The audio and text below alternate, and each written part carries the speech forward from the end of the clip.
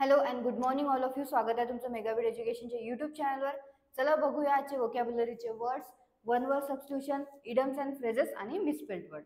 So first word बघूया आजचा आपला काय आहे.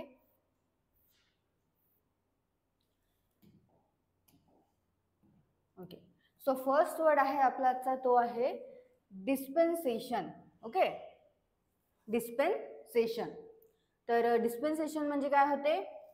एक्झम्पशन from a rule or usual requirement. तर डिस्पेन्सेशन म्हणजे काय होतं? Exemption from a rule or usual requirement. तर याचा अर्थ काय आहे? याचा अर्थ आहे नियम किंवा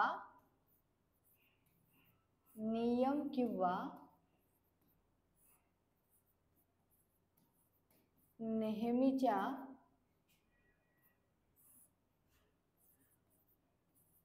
आवश्यकतेपासून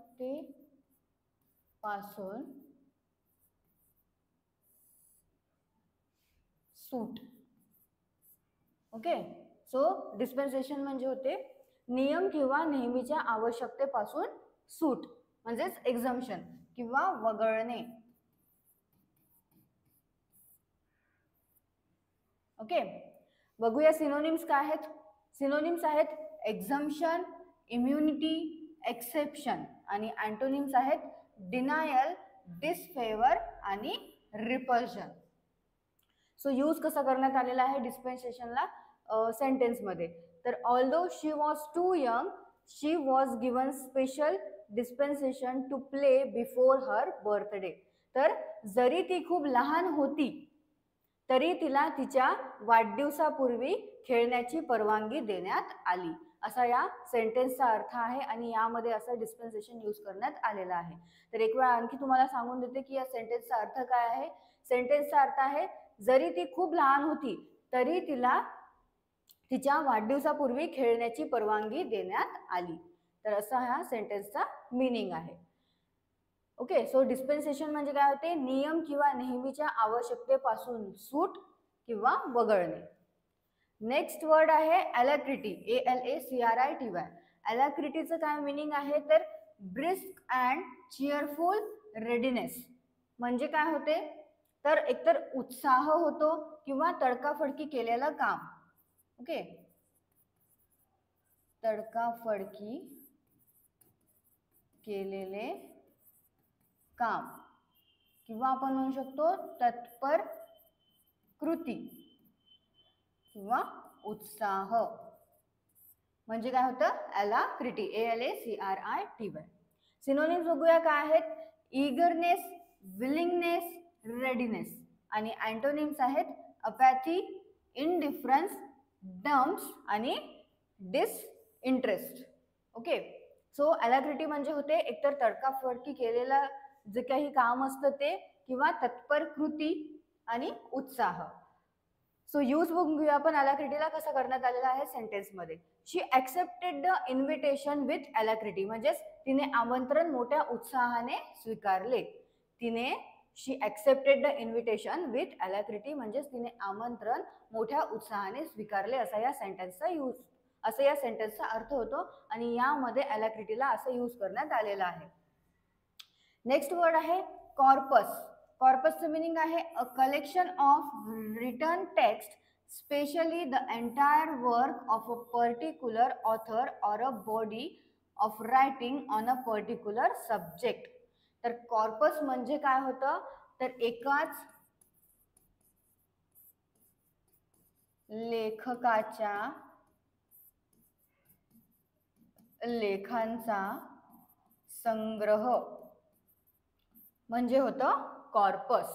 म्हणजे a collection of written text, specially the entire work of a particular author, म्हणजे एकाच ऑथरचे जे वर्क आहे ते एंटायर स्पेशली एकाच ऑथरचं वर्क आहे, आणि जे की कलेक्शन आहे, ओके, संग्रह आहे त्याचा एकाच ऑथरचा, त्याला म्हटलं जातं कॉर्पस, एकाच लेखकाच्या लेखनाचा संग्रह. सिनोनिम्स कॉर्पसचे काय आहे? तर कलेक्शन, कंपायलेशन, बॉडी, आणि अँटोनिम आहेत पार्ट. ओके, याचं काही नाही, या यूज कसं करण्यात आलेलं आहे? द डॉर्विनियन कॉर्पस, म्हणजेच डॉर्विनियनचं काय? कलेक्शन. ओके, नेक्स्ट वर्ड बघूया. नेक्स्ट वर्ड आहे डिसएन्चॅन्टमेंट. डिसएन्चॅन्टमेंटचं मिनिंग आहे a feeling of disappointment about someone or something you previously respected or admired. Disillusionment काय होते याचा अर्थ, तर एखाद्याबद्दल आपल्याला काही रिस्पेक्ट आहे, पण त्या रिस्पेक्टचा त्यांनी काही गैरफायदा उचललेला आहे, किंवा त्या रिस्पेक्ट आता आपण त्याला रिस्पेक्ट नाही करताय, काही त्यांनी चुकीचं काम केलेलं आहे, तर काय झालेलं आहे आपल्या त्याच्यामध्ये भंग झालेला आहे, मोहभंग झालेला आहे. तर डिसएन्चॅन्टमेंट म्हणजे काय होते, मोहभंग किंवा भ्रमनिरास. मोहभंग किंवा आपण म्हणू शकतो भ्रमनिरास. ओके. सो सिनोनिम्स काय आहेत? सिनोनिम्स आहेत डिसइल्युजनमेंट, डिसअपॉइंटमेंट आणि डिससॅटिस्फॅक्शन. तर डिसएन्चॅन्टमेंटचं मिनिंग काय आहे, मोहभंग किंवा भ्रमनिरास. याचे आपण अँटोनिम्स बघून घेऊया. अँटोनिम्स काय आहेत, आयडियलिझम. आणि सेंटेन्स मध्ये यूज कसं करण्यात आलेलं आहे त्याला, there growing disenchantment with the leadership, म्हणजेच नेतृत्वाबद्दलचा त्यांचा वाढता मोहभंग, असं या सेंटेन्स मध्ये डिसएन्चॅन्टमेंटला यूज करण्यात आलेला आहे. आणि सेंटेन्सचा पूर्ण अर्थ आहे नेतृत्वाबद्दलचा त्यांचा वाढता मोहभंग. नेतृत्वाबद्दल म्हणजे लिडरशिप. ओके. नेक्स्ट बघूया one word substitution. One word substitution मध्ये फर्स्ट वर्ड आहे एलिजी. ELEGY. ELEGY. एलिजी म्हणजे काय होते, अ मोurnful पोयम ऑर अ सॉन्ग, म्हणजे शोकगीत. शोकगीतला काय म्हटलं जातं इंग्लिश मध्ये, वन वर्ड मध्ये एलिजी. ELEGY म्हणजे शोकगीत. नेक्स्ट वर्ड आहे ॲक्वेटिक. AQUATIC. ॲक्वेटिक म्हणजे काय होतं, animals living in a water. तर पाण्यात राहणारे किंवा पाण्यात वाढणारे जे प्राणी असतात त्याला काय म्हटलं जातं, त्यांना ॲक्वेटिक असं म्हटलं जातं. ॲनिमल्स लिव्हिंग इन वॉटर, जे पाण्यात राहतात किंवा पाण्यामध्येच वाढतात त्यांना काय म्हटलं जातं, त्या प्राण्यांना ॲक्वेटिक असं म्हटलं जातं. सो ॲक्वेटिक म्हणजे होते पाण्यात राहणारे किंवा वाढणारे प्राणी. प्राणी असो किंवा पाण्यामध्ये जे काही झाडं वाढतात त्यांना सुद्धा काय म्हटलं जातं की ते ॲक्वेटिक प्लांट्स आहे. जर प्राणी वाढत आहे तर त्यांना ॲक्वेटिक ॲनिमल्स असं म्हटलं जातं. सो ॲक्वेटिक म्हणजे एकंदरीत काय होते की पाण्यात जे राहणारे आहे किंवा वाढणारे आहे त्याला म्हटलं जातं ॲक्वेटिक. नेक्स्ट आहे misspelled word. So first word आहे आपला तो आहे सी गोईंग, आणि option A he correct spelling आहे सी गोईंगची, SEAGOING. तर सी म्हणजे तुम्हाला माहिती आहे, सी म्हणजे काय होते समुद्र, आणि गोईंग म्हणजे काय होते जाणारा. तर त्याला एकत्र करून काय म्हणू शकतो आपण, सी गोईंग म्हणजे समुद्रात जाणारा जो व्यक्ती आहे त्याला म्हटलं जातं सी गोईंग किंवा समुद्रात फिरणारा. तर सी गोईंग म्हणजे काय होते, समुद्रात फिरणारा किंवा समुद्रात जाणारा म्हणजे काय होतं सी गोईंग. आणि सी गोईंगची खूप इझी स्पेलिंग आहे SEAC आणि GOING going, sea going. Next word आहे nautical. Option D correct spelling आहे नॉटिकलची, NAUTICAL. तर नॉटिकल म्हणजे काय होतं, नाविका संबंधीचा,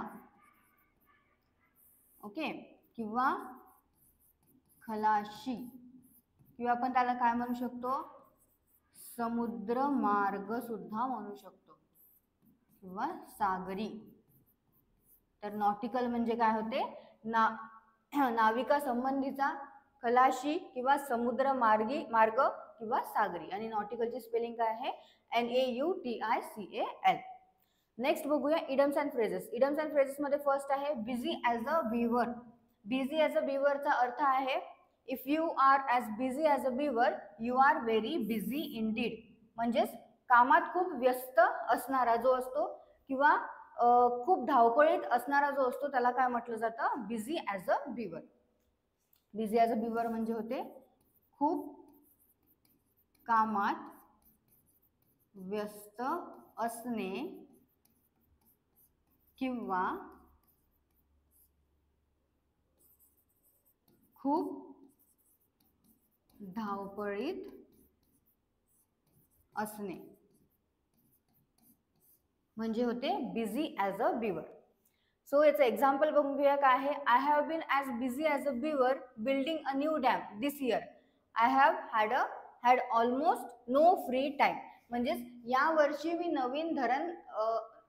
मी नवीन धरण बांधण्यात व्यस्त आहे, माझ्याकडे जवळजवळ मोकळा वेळच नव्हता, असं या सेंटेन्सचा अर्थ आहे. आणि असं यामध्ये काय बिझी ॲज अ बिवरला यूज करण्यात आलेला आहे, म्हणजे तो डॅम बांधण्यामध्ये व्यस्त होता आणि त्याला जवळजवळ वेळच नव्हता काही करण्याकरता. सो असं बिझी ॲज अ बिवरचा अर्थ होतो काय, खूप कामात व्यस्त असणे किंवा खूप धावपळीत असणे. नेक्स्ट आहे brush under the carpet. Brush under the कार्पेटचं मीनिंग आहे, if you brush something under the carpet you are making an attempt to ignore it or hide it from others. म्हणजे तुम्ही काय करत आहे तर ब्रश अंडर द कार्पेट म्हणजे होतं समस्या दडवून किंवा लपवून सुद्धा म्हणू शकतो. समस्या दडवून ठेवणे किंवा खूपच कमी लक्ष देणे. सो समस्या दडवून किंवा लपवून ठेवणे किंवा खूप कमी लक्ष देणे त्या समस्येकडे किंवा कशा पण कडे, त्याला म्हटलं जातं brush under the carpet. So याचं एक्झाम्पल बघूया आपण तर काय आहे. The senator has been accused of trying to sweep his former drug use under carpet. म्हणजे सिनेटरवर त्यांच्या पूर्वीच्या ड्रग वापर लपविण्याचा प्रयत्न केल्याचा आरोप आहे, असं या सेंटेन्सचा अर्थ आहे. काय आहे, सिनेटरवर त्यांच्या पूर्वीच्या ड्रग वापर लपविण्याचा प्रयत्न केल्याचा आरोप आहे, असं या सेंटेन्सचा अर्थ आहे. आणि यामध्ये काय यूज करण्यात आलेला आहे, ब्रश अंडर द कार्पेट याच्यामध्ये यूज करण्यात आलेला आहे. ओके, सो हे आहेत आपले आजचे इडम्स अँड फ्रेजेस, ज्यामध्ये आपण आधी पाहिलेलं first busy as a weaver. Busy as a weaver म्हणजे होते खूप कामात व्यस्त असणे किंवा खूप धावपळीत असणे. सेकंड आपण बघितलेलं आहे ब्रश अंडर द कार्पेट म्हणजे समस्या दडवून ठेवणे किंवा खूपच कमी लक्ष देणे त्या समस्येकडे, म्हणजेच brush under the carpet. Misspelled word मध्ये फर्स्ट आपण पाहिलेलं आहे सी गोईंग. सी गोईंगचं स्पेलिंग आहे SEAGOING, ही करेक्ट स्पेलिंग आहे. आणि सी गोईंगचा अर्थ आहे समुद्रात फिरणारा किंवा समुद्रात जाणारा. Next nautical. नॉटिकलची स्पेलिंग आहे NAUTICAL आणि नॉटिकलचा अर्थ होतो नाविका संबंधीचा खलाशी, समुद्र मार्ग किंवा सागरी. वन वर्ड सबस्टिट्यूशन मध्ये फर्स्ट आपण पाहिलेलं एलिजी, ELEGY एलिजी. आणि एलिजी म्हणजे होते a mournful poem or a song, म्हणजे शोकगीत त्याला मराठीमध्ये म्हटलं जातं. Next aquatic. ॲक्वेटिकचा अर्थ आहे ॲनिमल्स लिव्हिंग इन वॉटर. तर ॲनिमल्स असो किंवा प्लांट्स असो जे वॉटरमध्ये राहतात, पाण्यामध्ये राहतात, पाण्यात राहणारे किंवा वाढणारे जे पण प्लांट्स आहे किंवा ॲनिमल्स आहे त्यांना ॲक्वेटिक असं म्हटलं जातं. सो फर्स्ट आपण वर्ड पाहिलेला आहे व्होकॅब्युलरीमध्ये, तो आहे डिस्पेन्सेशन. डिस्पेन्सेशन म्हणजे होते नियम किंवा नेहमीच्या आवश्यकतेपासून सूट, म्हणजेच वगळणे, सूट, एक्झम्पशन, त्याला म्हटलं जातं डिस्पेन्सेशन. अलॅक्रिटी म्हणजे होते तडकाफडकी केलेलं जे काम आहे, तत्पर कृती जी आहे किंवा उत्साह आहे त्याला म्हटलं जातं अलॅक्रिटी. कॉर्पस म्हणजे होते एकाच लेखकाच्या लेखांचा संग्रह. आणि डिसएन्चॅन्टमेंट म्हणजे होते मोहभंग किंवा भ्रमनिरास. सो हे आहेत आपले आजचे व्होकॅब्युलरीचे words. One word substitution, idioms and phrases आणि मिसस्पेल्ड वर्ड हे तुम्ही दररोज नोट डाऊन करत चला. मराठीचे मिनिंग सुद्धा नोट डाऊन करत चला, जेणेकरून तुम्हाला एकदाच एक्झामच्या वेळेस किंवा एक्झामच्या आधी सगळे वर्ड्स एकदा रिवाईज करायला तुम्हाला इझी पडेल. So all the best all of you. आणि तुम्हाला सेशन आवडलं असेल सेशनला लाईक करा, चॅनलला सबस्क्राईब करा अँड थँक्यू.